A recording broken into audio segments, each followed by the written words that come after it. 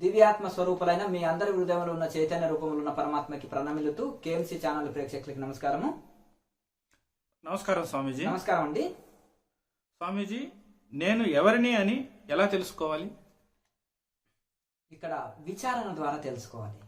వేదాంతులు దీన్నే విచారణ మార్గం అంటారు. వేదాంతం అంతా చెప్పేది విచారణ. అయితే ఈ విచారణ ద్వారా విషయం తెలుస్తుంది. నేను శరీరంని కాను ఆత్మనని తెలుస్తుంది. కానీ స్వయం అనుభవం కోసం మాత్రము ఈ క్రియాయోగం చేయాలన్నమాట. ఈ సమాధి గురించి గొప్పగా వర్ణించి పతంజలి మహర్షి సమాధి పాదంలో మొదటి పాదము సమాధి పాదంలో సమాధి గురించి గొప్పగా వర్ణించి తర్వాత సాధన పాదంలో ఈ క్రియాయోగం చేస్తే యోగ విఘ్నాలు పోతాయి, సమాధి స్థితి కలుగుతుంది, ముక్తి లభిస్తుంది, అందరూ చేయదగిన ఈజీ ప్రాసెస్ అని ఈ యొక్క సాధన పాదంలో మొత్తము ఆ సాధనలు ఎలా ఉంటాయనేది క్రియాయోగం మహత్తు చెప్పారనమాట పతంజలి మహర్షి. కనుక వేదాంతంలో విచారణ, ఇప్పుడు విచారణలో 25 తత్వాలు నేను కాదని సాంఖ్య శాస్త్రంలో చెప్తుంటారు. ఇప్పుడు నేను కన్నునా అనుకుంటే కన్ను తీస్తే ఉన్నాము, నేను పన్నునా అంటే పన్నును తీసిన ఉన్నాము, చెవులునా నేనంటే చెవులు లేకుండా అయినా ఉన్నాము, కాళ్ళు లేకుండా అయినా ఉన్నాము, కన్ను లేకుండా అయినా ఉన్నాము, చేతులు లేకుండా అయినా ఉన్నాము. ఒక్కొక్క అవయవం లేకున్నా కానీ కాళ్ళు లేకుంటే కుంటివాడిలాక, కళ్ళు లేకుంటే గుడ్డివాడిలాక, చెవు లేకుంటే చెవిటివాడిలాక, నాలుక లేకుంటే మూగవాడిలాక ఉన్నాము.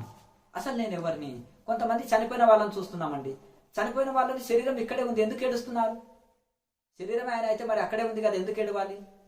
తాను అనేది వెళ్ళిపోయింది, శివం పోతే శివమే, మరి ఆయనను పట్టి ఏడుస్తున్నాము. కనుక ఆ ఆత్మ అనేది వెళ్ళిపోయింది కాబట్టి శరీరం శివంగా మారిపోయింది.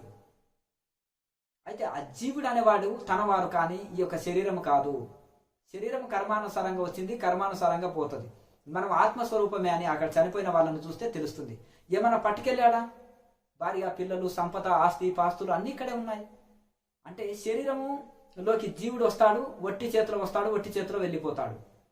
ఆ శరీర సంబంధాలే ఈ ఆస్తి పాస్తులు, భార్య, బిడ్డలు, సంపదలు ఇవన్నీ కూడా. శరీరం వదలడంతో పాటు ఈ ఆస్తి పాస్తులు, సంపదలు అన్ని ఇక్కడే వదిలిపోతాయి. జీవుడు మాత్రం ఎంటీ అమ్ముతో పోతాడు. దీన్ని సత్యమును తెలుసుకొని భూమి మీదకి వచ్చినప్పుడు ఇంత సేవ చేయడం నేర్చుకోవాలి. ఇది సాధు సన్యాసులు కూడా ఈ మాయ వదలట్లేదు. కోట్లు సంపాదించాలని చూస్తున్నారు. లోకసేవ, ప్రజలిచ్చిన ధనాన్ని భోగాల ఖర్చు పెట్టడము, లేకపోతే ధనవంతులకి దోచిపెట్టడము, లేకపోతే ఈ బాగా కూర్చి ఇక్కడ ఏ సేవ చేయకుండా పోవడమో చేస్తున్నారు తప్ప నిజంగా ఎన్లైట్మెంట్ పొందితే ఆత్మజ్ఞానం కలిగిన వాళ్ళు నిస్వార్థ సేవ చేస్తారు, ఏం ఆశించకుండా. ప్రజలిచ్చిన ధనం తిరిగి ప్రజలకే మళ్ళీ నిస్వార్థంగా ఖర్చు పెట్టగలుగుతారు. దీన్ని సత్యం తెలుసుకోవాలి. బస్ నేను ఎవరు? శరీరంని కాదు, ఆత్మనే. శరీర సంబంధాలు ఇవన్నీ కదా. మరి నేను ఆత్మస్వరూపమే అయినప్పుడు మరి నాకెందుకు మోహం? ధనం మీద మోహం ఎందుకు? భార్య పిల్లల మీద, సమాజం మీద, ప్రపంచం మీద ఎందుకు మోహం? అనుకుంటేవా అందరు నా వాళ్ళు అనుకో, లేకపోతే నా వాళ్ళు ఎవరు లేదు, అంత పరమాత్మ స్వరూపమే, పరమాత్మ సంబంధమే ఇవన్నీ కూడా అని అనుకోవాలి. అంత పరమాత్మ స్వరూపమే అనుకో, లేదంటే నా స్వరూపమే అనుకో. జ్ఞాని నా స్వరూపమే అంతా అనుకుంటాడు. నాది కాని వస్తువు ఈ ప్రపంచంలో ఏం లేదు అనుకుంటాడు. చిన్న ప్రేమని విశ్వప్రేమంగా మార్చేస్తాడు. ఇక భక్తి మార్గంలో ఉన్నవాడు అంత భగవంతుడిదే, నాదేం లేదు, అంత భగవత్ స్వరూపంగానే దర్శిస్తాడు. ఇది కూడా అపాయం లేని మార్గం. జ్ఞాన మార్గం అంతా నా స్వరూపమే, అంత నాది అనుకుంటే అపాయం లేదు. అంత భగవంతుడే, ఇదంతా భగవంతు స్వరూపమే అనుకుంటే కూడా అక్కడ కూడా సమస్య లేదు. ఉండేదల్లా నువ్వు వేరు, నేను వేరు, ఇది నాది నేను అని అనడంలోనే దుఃఖం. నేను అంటే దేహమే నేను, నాది అంటే దేహ సంబంధాలే నావి అనుకోవడమే దుఃఖం వస్తుంది. అనుకుంటేవా ఇవంతా నా స్వరూపమే, అంత నాదే అనుకో. ఇదంతా భగవంతుడిదే, నాదేది లేదనుకో. ఈ రెండు నీకు సుఖానికి కారణం. అయితే ఈ విధంగా అసలు నేను ఎవరిని అని ఆలోచన చేస్తే శరీరంలో ఒక్కొక్క పాటు, నేను కన్నునా, చెవునా, ముక్కునా, నాలుకనా, ఇదా అని ఇవన్నీ ఆలోచన విచారణ చేసి ఒక్కొక్క శరీరంలో ఒక తత్వాన్ని తీసేసి 24 తత్వాలు నేను కాదు, పంచ కర్మేంద్రియాలు, పంచ జ్ఞానేంద్రియాలు, అదే అంతఃకరణం 4, అట్లా ఇవన్నీ కూడా ఒక్కొక్కటి తీసేసి 24 తత్వాలని తీసేసి వేస్తే నేను ఆత్మ సత్తు చిత్తు ఆనంద స్వరూపాన్ని నేను. శివోహం శివోహం. మనోబుద్ధి చిత్త అహంకారాలు నేను కాదు, ఇది నేను కాదు, అది నేను కాదు, అన్ని ఇవేమి కాదు, జడమైన ఇంద్రియాలు నేను కాదు, జడమైన శరీరం నేను కాదు, నేను సత్తు చిత్తు ఆనంద స్వరూపమైన శివోహం శివోహం, ఆ శివస్వరూపాన్ని నేను అని విచారణ చేస్తుండాలి.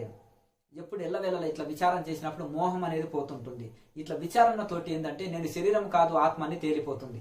మరి ఆత్మ అని తేలిపోతే అన్నం అంటే ఆకలి పోతుందా? నేను ఆత్మని అహం బ్రహ్మస్మి అంటే ఆ ఆత్మ అనుభవంలోకి రాదు కదా. ఆమె కలెక్టర్, ఆమె డాక్టర్, ఆమె ఇంజనీర్ అంటే కాదు కదా. చదవాలి కదా, దానికి సంబంధించిన కోర్సు అన్నిట్లో పాస్ కావాలి కదా.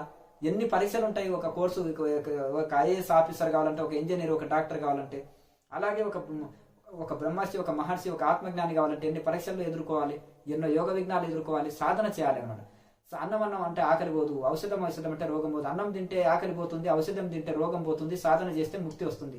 సాధన లేకుండా ముక్తి లభించదు. కనుక నిరంతరం మనం మంచి ఆత్మజ్ఞాని గురువుని చేరి చక్కగా శాస్త్రాన్ని చక్కగా తెలుసుకొని దానికి సాధనని చేయాలన్నమాట. ఇట్లా క్రియాయోగాన్ని, మెడిటేషన్ చేస్తే స్వయం అనుభవం పొందుతాం. వేదాంతంలో ఆత్మ పరమాత్మలో వివరణ, ఆత్మేది అనాత్మేది, ఆత్మ కాని పదార్థం ఏది, ఆత్మేది, ప్రకృతి ఏది, పరమాత్మ ఏది, ఈ అంత విచారణతోటి కొంత అవగాహన వస్తుంది. మళ్ళీ ఆత్మ స్వయం అనుభవం పొందాలంటే, నేను ఆత్మనే అనే స్వయం అనుభవం పొందాలంటే సాధన చేయాలి. అది క్రియాయోగం సహాయం చేస్తుంది. దానికి తపస్వాధ్యాయ ఈశ్వర ప్రణిధానాన్ని క్రియాయోగ. ఇందులో తపస్సు, స్వాధ్యాయం, ఈశ్వర ప్రణిధానం ఇవన్నీ కలిపి చేసినప్పుడు దీని వలన మనం ముక్తాత్మలం అవుతాం. ఇందులో ధ్యానం వస్తుంది, విచారణ వస్తుంది, ప్రాణాయామం వస్తుంది, జప సాధన వస్తుంది, ధ్యాన సాధన వస్తుంది. ఇవన్నీ కలిపి చేసేదే క్రియాయోగం. ఒకేసారి కలిపి చేస్తాం. ఇవన్నీ ఒక్కొక్కరు ఒక పాయింట్ చెప్తారు, ఒక్కొక్క గురువులు. ఇవన్నీ కలిపి చేయడమే క్రియాయోగం. దీని వలన ఆత్మానుభూతి పొంది ఆత్మజ్ఞానం పొందుతాం. ఆరోగ్యము, శాంతి, ముక్తి అన్ని ప్రసాదిస్తుంది మనకు. కనుక ఈ మోక్ష సాధనైన క్రియాయోగంతో మనం స్వయం నేను ఆత్మని అనే అనుభవం కలుగుతుంది. వేదాంత విచారణతో అవగాహన కలుగుతుంది. నేను శరీరం కాదు ఆత్మనని. ఆ ఆత్మనని స్వయం అనుభవం పొంది సందేహాలని, డౌట్లు క్లియర్ అవుతాయి. వేదాంతం ఎంత చదివినా, ఎంత విచారణ చేసినా కానీ సందేహం తొలగదు. స్వయం అనుభవం పొందినంత వరకు సందేహాలు తొలగవు. స్వయం అనుభవం పొందిన తర్వాత సందేహాలన్నీ తీరిపోతాయి అన్నమాట. అందుకనే థియరీ ప్రాక్టికల్ ఉంటుంది సైన్స్లో. ఇలాగే ఆధ్యాత్మికంలో కూడా భగవద్గీత, పతంజలి సూత్రాలు, దేశోపనిషత్తులు, ఉపనిషత్తులు, అలాగే వేదాంత విచారణ ఇవన్నీ ఏమో థియరీ. ఈ క్రియాయోగం అనేది ప్రాక్టికల్. ఈ ప్రాక్టికల్ సాధన చేసినప్పుడే ఆ స్వయం ఆ శాస్త్రంలో చెప్పింది, గురువులు చెప్పిన ఆత్మతత్వాన్ని అనుభూతి పొంది అన్ని డౌట్లు క్లియర్ అవుతాయి. అప్పటి వరకు సందేహాలు పోవు. థియరీ ప్రాక్టికల్ చాలా ముఖ్యం అనమాట. థియరీలో తెలుసుకున్న దాన్ని ప్రాక్టికల్ గా సాధన చేస్తే స్వయం అనుభవం పొందుతాం. నేను ఆత్మస్వరూపాన్ని అని స్వయం అనుభవం పొందినాక అన్ని మోహాలు, బంధాలు పోతాయి. అంత అజ్ఞానం నశించిపోయి ఇక అంత తన స్వరూపమే కనిపిస్తుంది. అప్పుడు నిస్వార్థ సేవ లోకానికి చేయగలుగుతాడు. అప్పుడు ప్రపంచంలో ఒక ఆత్మజ్ఞానిగా ఉండిపోతాడు. అతను ఏ బంధాలు బంధించలేవు. గృహస్థుగా ఉండొచ్చు, సన్యాసిగా ఉండొచ్చు, అవధూతగా ఉండొచ్చు. ఎక్కడున్నా చెడడు. నెయ్యి అయింది, ఇంకా అది ఏడబెట్టినా కానీ చెడదు. అట్లా ఇంకా పాలగా ఉన్నా, పెరుగుగా ఉన్నా, వెన్నగా ఉన్నా చెడుతుంది. నెయ్యి అయినాక చెడదు. అలాగే ఇంకా పాల నుంచి వచ్చిన నెయ్యే పాలలో కలవదు. అలాగే ఈ బంధం నుంచి వచ్చిన జీవుడే మళ్ళీ తిరిగి బంధంలో చిక్కుకోడు. ఆత్మజ్ఞానంతో శోభిస్తాడు, బ్రహ్మానందంలో ఓలలాడతాడు. తాను ఆత్మనే శరీరంను కాదని స్వయం అనుభవం పొందుతాడు. అతను ఎక్కడున్నా బంధం చిక్కుకోడుగా. స్వామీజీ, ధ్యానంలో శరీరంలో కలిగే ఇబ్బందులు ఎలా ఎదుర్కోవాలి? కొత్తలోనే నానా రకాల కాళ్ళు నొప్పి వస్తుంటుంది, కాళ్ళకు తిమ్మిర్లు వస్తుంటాయి, కాళ్ళు లాగినట్టు ఉంటుంది, ఒళ్ళెల నొప్పి ఉంటుంది, ధ్యానంలో కూర్చుంటే బిగుసుకొని పోతుంది శరీరము, ఇంకా నానా రకాల వస్తుంటాయి. ఇవే కాకుండా ఆధ్యాత్మికం, ఆది భౌతికము, ఆది దైవికం అని వస్తుంటాయి. అంటే జ్వరము, రోగం, నొప్పి రావడం, ప్రకృతి వలన రావడము, జంతువుల దేవతల వలన జరిగే విఘ్నాలు, ప్రకృతి జంతువుల వలన ఒకటి శరీరంలో రోగం, నొప్పి సంబంధమైనవి ఇది విఘ్నాలు, మనసు సహకరించక, శరీరం సహకరించక రకరకాల యోగ విఘ్నాలు ఇంకా ఉంటాయి. కొత్తలో బాడీ పెయిన్స్ వస్తుంటాయి, రకరకాలుగా కాళ్ళ తిమ్మిర్లు వస్తుంటాయి. ఇక్కడ ఆహార నియమాన్ని పాటించాలి. ఉప్పు, కారం, మసాలా తక్కువ వేసుకొని చప్పిటి భోజనం తీసుకోవాలి. సాధ్యమైనంత వరకు 2 పూటలైనా నేచర్ ఫుడ్ తీసుకొని 1 పూట వండింది కొంచెం తీసుకుంటూ ఇట్లా మెల్లగా ఉప్పు కారం సడన్ గా తగ్గిస్తే కూడా లో బీపీ వచ్చి కింద పడిపోతారు. మెల్లమెల్లగా చూసుకోవాలి ఎవరికి వాళ్ళు. ఆకలి ఎక్కువ వేస్తే ఒక ముద్ద, శరీరం నీరసం వస్తే 1 ముద్ద పెంచాలి, శరీరం బద్ధకం వస్తే 1 ముద్ద తగ్గించాలి. అలా ఎవరికి వాళ్ళు మితాహారం, పొట్టని 4 భాగాలు చేస్తే సగభాగం ఆహారం తినాలి, పావు భాగం నీరు తాగాలి, పావు భాగం శ్వాస కోసం విడవాలి. అలా నెమ్మదిగా మితాహారం తీసుకుంటూ ఇట్లా విచారణ చేస్తూ సాధనని నెమ్మదిగా పెంచుకోవాలి. ఒకేసారి సడన్ గా బోట్లు బిగిస్తుంటే కుదరదు. శరీరాన్ని చూస్తూ పోతుండాలి. ఒక ఆత్మజ్ఞాని పర్యవేక్షణలో సాధన చేయాలి. ప్రాణాయామం కూడా శాస్త్రీయంగా చేస్తేనే ఫలితం. 1000 ప్రాణాయామాలు చేసినా శాస్త్రీయంగా లేకపోతే లాభం లేదు. శాస్త్రీయమైన ప్రాణాయామాలు, అతి కొద్ది ప్రాణాయామాలతోటి కూడా మనసు లయమవుతుంది. అలాగే భక్తియుతంగా చేయాలి. ఆ ధ్యానం గాని, ప్రాణాయామ గాని, యోగాభ్యాసం గాని, విచారణ గాని భక్తి లేకపోతే సున్నా, లాభం ఉండదు. భక్తితో కూడుకోవాలి, సరెండర్నెస్ ఉండాలి, భగవంతుని సమర్పించుకోవాలి. భక్తి మార్గంలో ఉన్నప్పుడు ఎప్పుడైతే 7 సముద్రాల మధ్య ఉన్నా కానీ భగవంతుని రక్షణ ఉంటుంది. కుంటివాడు పర్వతాలు ఎక్కుతాడు, మూగవాడు వేదాలు కూడా పలుకుతాడు. ఎందుకు? దైవ కృప ఉన్నప్పుడు. అందుకని దైవ కృప, దైవ సరెండర్నెస్, దైవని ప్రార్థన చేసుకో. ప్రేయర్ ఎంత పని చేస్తుందని గొప్ప మహానుభావులు చెప్తారు. ప్రేయర్, ప్రార్థన, శరణాగతితోటి అంతఃకరణ శుద్ధి అవుతుంటుంది. కనుక ఆ విధంగా మనం నిరంతరం ఆ యొక్క భగవంతుని ప్రేయర్ చేసుకొని కొంచెం ఆసనాలు లాంటివి ప్రారంభంలో సూర్య నమస్కారాలు, సూక్ష్మ వ్యాయామం అంటే ఫిజికల్ ఎక్సర్సైజ్ కొన్ని అవసరాన్ని బట్టి చేసుకోవాలి. దాంతో టైం వేస్ట్ చేయమని చెప్పలేను, కానీ కొద్ది అవసరమే బాడీకి, కొన్ని అవసరాన్ని బట్టి కొన్ని చేసుకోవచ్చు. అట్లా ఇంకా తర్వాత కొంచెం రిలీఫ్గా మనం ఇది చేసుకొని మహాముద్ర లాంటిది బాగా ఎక్కువ సార్లు వేయాలి. క్రియాయోగంలో మహాముద్ర లాంటిది వేస్తే బాడీ పెయిన్స్ రావు, నడువు నొప్పి, కాళ్ళ నొప్పులు, కీళ్ళ నొప్పులు ఉండవు, కాళ్ళ తిమ్మిర్లు ఉండవు, ఈడా పింగళ సుష్మన యాక్టివేట్ అవుతుంది. మహాముద్రతోటి శరీరం దృఢత్వమై ఎక్కువసేపు సాధనలో కూర్చునే ఫిట్నెస్ శరీరానికి లభిస్తుంది. అలా మనం నెమ్మదిగా చూస్తూ ఇది చేస్తుండాలి. చక్కగా కొన్ని ఆసనాలు కూడా అభ్యాసం చేసుకోవాలి. నెమ్మదిగా సాధన చేస్తుండాలి. ప్రాణాయామాలు ఆసనాలు ఈ యొక్క శరీరంలో రక్తాన్ని శుద్ధి చేసి, రక్తనాళాలు శుద్ధి చేసి శరీరానికి ఫిట్నెస్ ఇస్తాయి. ప్రాణాయామం ద్వారా వాయునాళాలు శుద్ధి అయి నాడి శుద్ధి జరిగి చక్కగా ఎక్కువసేపు సాధనలో కూర్చోగలుగుతాము. సుష్మన యాక్టివేట్ అవుతుంది. కుండల్ని మేలుకొని సుష్మన యాక్టివేట్ అయినప్పుడు ఈ బాడీ పెయిన్స్ దరిచేరవు. ఇక నాడులన్నీ మూసుకపోయిన నాడులు ఎక్కడెక్కడ బ్లాక్ అయినావో అక్కడక్కడ నాడులు బ్లాక్ కావడం వల్లనే కాళ్ళ నొప్పి, తిమ్మిర్లు ఇవన్నీ వస్తున్నాయి. అక్కడ ఈ యొక్క తీసుకున్న ప్రాణశక్తి శరీరంలో అంత ఆక్సిజన్ అందించి చైతన్యవంతం వాయునాళాలు శుద్ధి చేసి చైతన్యవంతం చేయడం వలన శరీరం చాలా దూది పింజలాగా తేలికగా, మితాహారం కొద్దిగా ఆహారం తీసుకున్నా సరిపోతుంటుంది. శరీరం తేలిక ఉంటుంది, మలమూత్రాలు తగ్గుతాయి. కుండల్ని యాక్టివేట్ అయినప్పుడు ఆకలి తప్పి అలసట తట్టుకోనగలుగుతాం. మనసు ఇటు చెల్లించదు, నాడీ శుద్ధి అవుతుంది, శరీరం ఫిట్నెస్ వస్తుంది, అన్ని తట్టుకోనగలుగుతాం. అప్పుడు ఎక్కువసేపు సాధనలో కూర్చోనగలుగుతాం. నెమ్మదిగా సాధనని పెంచుకోవాలి. శాస్త్రీయమైన ప్రాణాయామం చేయాలి. మహాముద్ర లాంటిది ఎక్కువ వేసుకోవాలి, మితాహారం తీసుకోవాలి. అప్పుడు బాడీ పెయిన్స్ రావు. సాధనలో పట్టు సాధించి శరీరము, బాడీ, మైండ్ కంట్రోల్ వస్తుంది. అప్పుడే ఉత్తమమైన సాధన సాగుతుంది. స్వామీజీ, ధ్యానంతో ముక్తి, శరీరం తల్లిది, జన్మ మరి ఆత్మస్థానం ఏది? అయితే ధ్యానం ద్వారానే మనిషికి ముక్తి లభిస్తుంది. ఈ శరీరమా తల్లిదండ్రుల శుక్రశూన్యతంతో ఏర్పడింది, తల్లి గర్భం నుంచి వచ్చింది శరీరం. అలాగే ఇక యొక్క జీవుని స్థానము, జీవాత్మ స్థానం హృదయం. జీవాత్మ పరమాత్మ ఒకటే. ఇప్పుడు చెంబులో నీళ్లు, సముద్రంలో నీళ్లు, చెంబులో నీళ్లు సముద్రంలో నీళ్ళే చెంబులో తీసుకున్నాం. జీవాత్మ అయిన జననం అంటే తల్లి జన్మ ఇచ్చింది, తల్లి గర్భం నుంచి శరీరం ఇచ్చింది, జన్మ తల్లి గర్భం నుంచి తీసుకున్నాము. జీవుడు 7వ మాసంలోకి 7వ నెలలో జీవుడు ప్రవేశిస్తాడు. తల్లి తీసుకున్న ఆహారం నుంచి ఉంటుంది కదా, ఆహారం నుంచి జీవుడికి శక్తి అందుతుంటుంది. ఆ యొక్క జీవాత్మ ఆహారంలోకి ప్రవేశిస్తాడు. తల్లి తీసుకున్న ఆహారంలోకి ప్రవేశించి తల్లి తీసుకున్న ఆహారం నుంచి ఈ యొక్క నాభి భాగం ఉంది చూడండి, నాభిలో నుంచి జీవుడు ప్రవేశిస్తాడు. ప్రవేశించి చక్కగా హృదయంలో ఉంటాడు. మళ్ళీ తిరిగి ఈ యొక్క చక్కగా అప్పుడు బ్రహ్మరంధ్రం కూడా ఓపెన్ ఉంటుంది జీవుడికి. అయితే తల్లి తీసుకున్న ఆహారం నుంచి కూడా ఇంకా పిల్లవాడికి ఈ యొక్క శరీరంలోకి ప్రవేశిస్తుంటాడు. సూక్ష్మాంశం గనక సూక్ష్మాంశము సహస్రారం నుంచి ప్రవేశించి హృదయంలో జీవుడు ఉంటాడు. తిరిగి అది జన్మ అవుతుంటుంది. మళ్ళీ తల్లి గర్భం నుంచి జన్మిస్తాడు.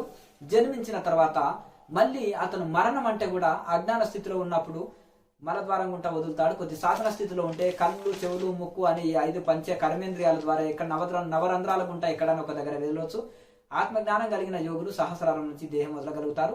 అప్పుడు ముక్తి పొందగలుగుతారు. అలాగే జీవుడి స్థానం హృదయం. ఇట్లా జీవుడు ఉండేది హృదయంలో, జీవాత్మ ఉండేది హృదయంలో. కనుక ఈ విధంగా వీటిని పరిజ్ఞానాన్ని మనం విచారణ చేసి తెలుసుకోవాలి. స్వామీజీ, సంసారంలో ఉండి ధ్యానించే వారికి నియమనిష్టలు ఎలా?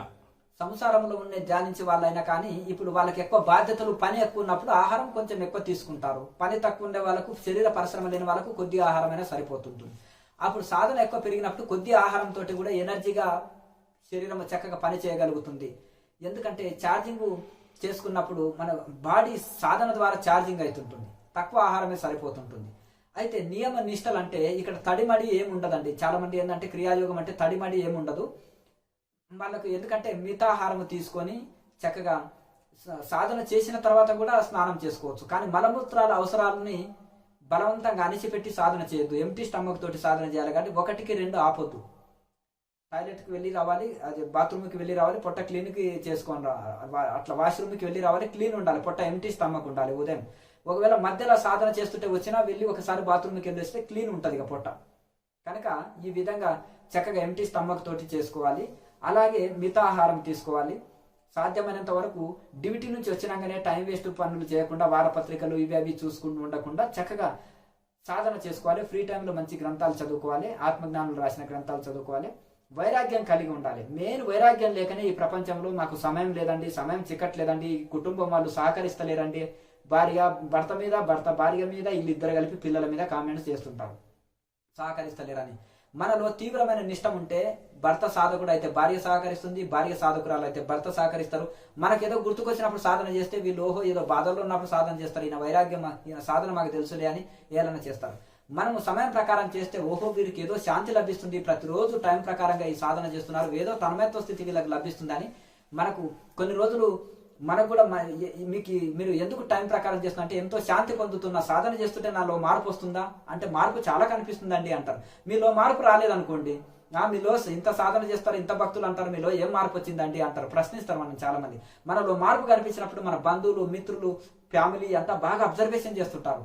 మనలో శాంతి, మనలోని సహనము, మనలో పట్టుదల, మనలో ఏకాగ్రత ఇవన్నీ పెరిగి మనలో ఎనర్జీగా అవేర్నెస్గా ఉండడము, చక్కగా కర్తవ్య పాలన చేయడము, సాధనని మంచిగా చేసుకోవడం, మనలో మార్పు ఇతరులో ప్రేరణ కలిగిస్తుంది. ఈ మాటలు చెప్పే కొద్దీ మన ఆచరణనే వాళ్ళలో మార్పు తీసుకొస్తుంది. అప్పుడు ఇతరులు కూడా మొగ్గు చూపుతారు, అబ్బో ఇది ఏదో బాగా పనిచేస్తుందండి, మీరు హెల్తీగా ఉన్నారు, హాయిగా ఉన్నారు, ఎనర్జీగా పనిచేస్తున్నారు, మేము కూడా ఈ యొక్క సాధన నేర్చుకోవాలని. అప్పుడు మిగతా వాళ్ళు కూడా మిమ్మల్ని ప్రేరణ పొంది మీ కుటుంబ సభ్యులు, బంధుమిత్రులు కూడా ఈ సాధనలోకి రాగలుగుతారు. కనుక ఈ యొక్క ఆదర్శంగా ఉండాలి. ప్రతి దాంట్లో కూడా నిరంతరం సాధన చేస్తూ ఉండాలి, మితాహారం ఉండాలి. ఉద్యోగం, వ్యవసాయం, వ్యాపారం ఇవన్నీ ఏ అడ్డు కాదు, పట్టణ జీవితాలు అడ్డు కాదు. ఒక యోగి ఆత్మకథలో గురువులు కూడా పట్టణ జీవితంలో, సంసారిక జీవితంలోనే తరించారని మరవరాదు. గొప్ప గొప్ప ఋషులు కూడా గృహస్థాశ్రమంలో కూడా తరించారు. ఏది మనకు మనసు ఇష్టం ఉంటే కష్టం కాదు, మనసు పెట్టి సాధన చేస్తే అద్భుతమైన ఫలితాలు వస్తాయి. లోకా సమస్త సుఖినో భవంతు. ఓం